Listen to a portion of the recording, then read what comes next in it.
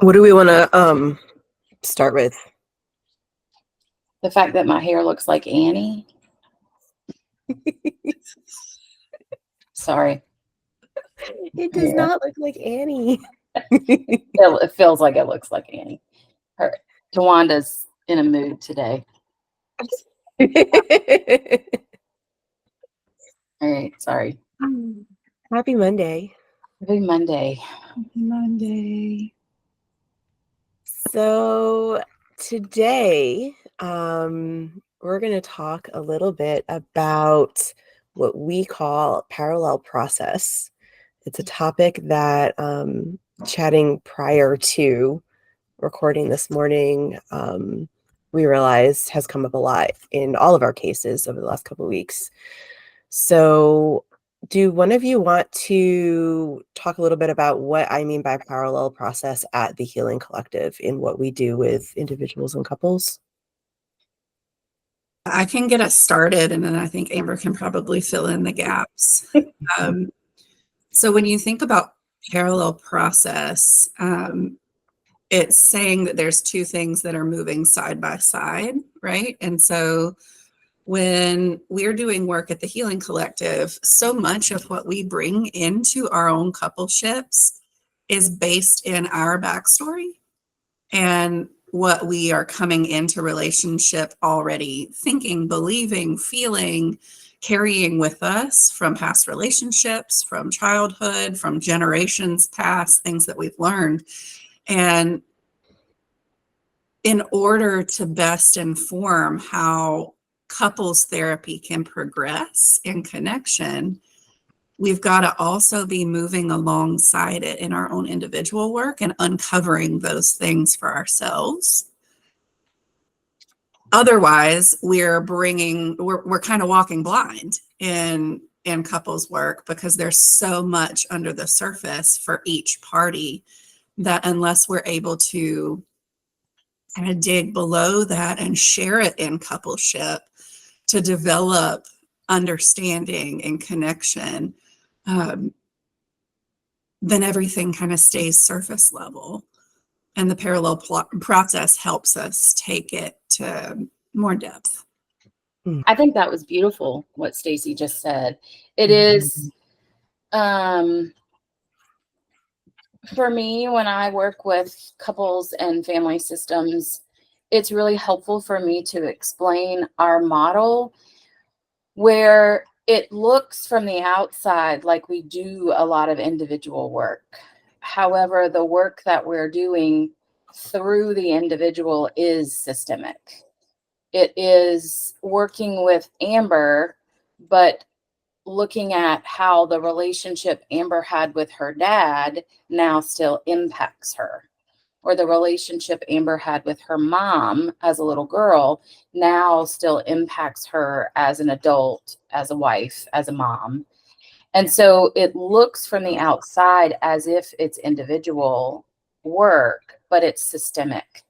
And when I work with couples and when I work with families, one thing I'll say to them is, there's too many people in the car. And I'll own, I'm neurospicy. And when I work with just one person, there's at least 3 people there. Because there's an inner child, there's an inner adolescent, there's an inner young adult. And then when you bring in a partner, you got 8 people in the room, not just 2 people in the room. And that seems to really support the understanding of a parallel process, in that when there is a family, everybody's on the bus and trying to get in the bus and do all the work at the same time. And there's just too many moving pieces. There's too many parts, not just for the therapist, but for each person. And so when I explain that, yes, we are going to ride the bus sometimes, all of us. However, at the same time, you guys are going to drive your own car side by side, which is the parallel analogy Stacey was talking about. And it creates the root understanding of behaviors rather than the survival, the saying that it's not about the nail or it's not about the dishes. That's the superficial layer that couples can stay at without the parallel processes. They're just talking about the fight about the laundry and the dishes all the time. And then the report is the couple's work didn't work. Mm-hmm. Yeah, because it's not about the dishes or the nail. Mm-hmm. So, yeah. And I'll link the it's not about the nail video. Oh, yeah. So that for those of you who haven't seen it, it's hilarious and it'll explain a little bit more about what Amber's referencing. I know for me personally, when I've done couples work or been a client in couples work, it hasn't worked because I didn't realize that my little girl was showing up, my inner child little girl was showing up in any conflict I had with my husband, and his inner teen was showing up to any conflict we had. And what I mean by that is when he would comment about the dishes, because there's always dishes in our sink, and somebody did not do the dishes, or load the dishwasher, or empty the dishwasher, or whatever, my little girl would hear, "We're bad. We did something wrong. We're in trouble." And she shrinks. And so in conflict, what would happen is my husband would come in and he would comment about the dishes and I shut down. I go into that hypoarousal, shut down, get real small, play dead. And then he would get frustrated because I'm not responding. I'm not participating in the conflict. I'm not participating in the relationship to try to figure out this problem. And so then he would get real big. And so what we've learned is that I had to, and he had to each go do our own work to figure out what was being triggered, deal with some of that core wounding that's triggering my little girl to come out and be like, "Oh no, we're bad. We're in trouble. This is not safe. This is not like we did something wrong." Nobody did anything wrong. We just have to figure out how to get the dishes done. So a lot of times that's what comes up for me when somebody asks me about, well, why do I have to do individuals? I'm here for couples. We just need to work on our communication. That's all. We're good. Everything's fine. I'm curious for you guys. I get that a lot when I have somebody come in who wants couples work. Well, we just need to work on our communication. That's all. How do you respond to that when you get that from a client? Pam, you want to take that one? Because I know Sure. You've got it. Yeah. So the first thing I do with couples, it doesn't matter what brings them in, what pain they're in. The first activity I always do with couples is perception. And the gate that opens for me to support them as individuals and as a couple is that it gives them the language and the lens to recognize that how they're showing up isn't bad or wrong. And my perception can only be based on my experiences. So once I've done if you work with me, you know exactly which activity that is. Once I've done that activity, that becomes a part of our language, their language as a couple, as a system, our language in their healing process. And the idea that there isn't a right or a wrong, there is just is, creates a lot of empathy for the coupleship. And when there's empathy in communication, there's a lot less conflict. But the goal is not to eliminate conflict. The goal is to create connection during conflict. So when there's almost like new ground rules is what some couples tell me. They're like, oh, I never considered this. Like me and me rather than me and her or me and him. And it just creates a completely different perception to be able to recognize, oh, wait, the only thing I can control is me. So how am I going to show up in this? It creates a completely different dynamic and the communication changes. So when I support them in recognizing, yes, the communication is going to be a byproduct that's improved, it's also a consequence of the problem. It's not the problem. Mhm. Yeah. I love that you say it's like the goal is not to eliminate conflict. The goal is to be able to still connect during conflict. And I know for me and a lot of couples that I've worked with, conflict is very scary. How do you support clients in learning how to have that conflict without the disconnection? I think Like, that what needs to happen? the beginning part of what we were saying is that's the parallel process, right? Is when I am coming in the door already having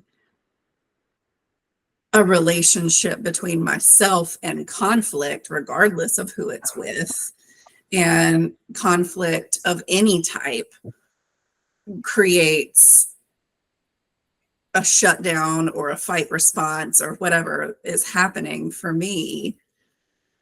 I have to be able to know that about myself and know how to care for myself during conflict in order to participate in it effectively with anyone, my partner or otherwise. And so the parallel process is for both parties in the coupleship to develop their own understanding of their relationship with conflict, where that comes from and why, and what their body response is to it. If body response is, the survival response of shutdown, then what do I do for myself? How do I know shutdown is coming? How can I feel these things starting in my nervous system, and how do I care for myself in that moment so that I can stay here and not go backwards into my backstory? Or you mentioned, Jen, that you shut down. I do the opposite. I'm fight most of the time, so I escalate. How do I notice when escalation is starting for myself and find the beginning pieces of that, doing some body awareness work for myself to know, oh, my heartbeat's picking up. What do I need to do right now to help myself regulate that, whether it's breathing, speaking it out loud, asking for a minute for a break, whatever that needs to be, so that in the parallel process of each party knowing that about themselves, when they come together in coupleship, we have two people who are prepared to be responsible for what they're bringing in order to have communication around conflict effectively at all. I love that. That make me think of, I think we've talked about guidelines, and that's also one of the first things that I'll do with couples, and I find to be um, integral in any couples work that I do or any individual work that I do, is establishing guidelines for safety so that you had mentioned, Stacey, like I need to be able to check in with me. Maybe I need to take a break and get my heart regulated and my nervous system back online. And um, having a guideline with my partner that says, when I say I need a break, I'm allowed to walk away for 5 minutes and then come back because I need to take that time to get myself back in my body. I also do that with individuals, and I know the two of you do this as well, of not just having guidelines between me and my partner, but guidelines between me and me. So, if one of my guidelines is being able to take a break, I also need to be able to have that accountability and promise with myself that if my body's telling me I need something, I can trust that I'm going to take care of me. And being able to have that trust with me that I can take care of me, allows me to show up in a very uncomfortable situation, because I don't like conflict, with my partner, and know that I can trust that I'm going to ask for that break when I need it. My body trusts me. My little girl trusts me. And being able to build that foundation, I feel like is integral to all of this. Any other thoughts? Anything else coming up for you guys around parallel process, or why we do individual work and couples work in tandem? I do. I think for any of the Connecting for Recovery people that are listening, it's such an opportunity to bring full circle the model with what we talk about in recovery, the practice of when I suffer trauma or traumatization, as in a longitudinal relationship, when I suffer some type of trauma in my childhood, that unmet need doesn't go away because I get older. That unmet need continues with me, and I do to me what was done to me. So in a situation where I'm in conflict and I'm shutting down, well, what that's going to tell me is there's a time in my story where I wasn't allowed to speak my feelings, or feelings weren't safe, and I needed to shut down in order to be safe. And oftentimes those unmet needs are created by the people that are supposed to love me and protect me, are also the people that hurt me, whether it's intentional or unintentional.